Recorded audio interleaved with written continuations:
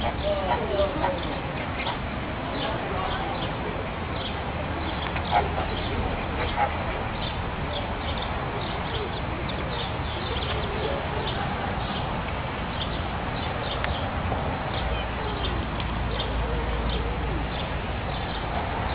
if you guys look really quickly up there before she takes them in, that's our 13-day-old chick right here.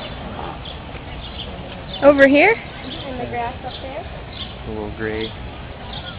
Oh, he doesn't have his pink yet. They don't start getting really light pink until 6 months old. Oh, So they're wow. normally white when they're born. They start turning gray at about 2 to 3 months old. And then they start growing feathers, but they don't turn light pink until. Oh, wow, cool. And they get really dark pink ones at about 2 years old. So you can see we do have some year-olds and then Yeah. so this is 29 and then 30 birds. Wow. So we have 18 adults and then 11 juveniles in there. So on the legs, the bands, those are their ID badges, obviously. There's different numbers on them. But the ones on the right leg are males and on the left are females. And that's the same for our penguins over there.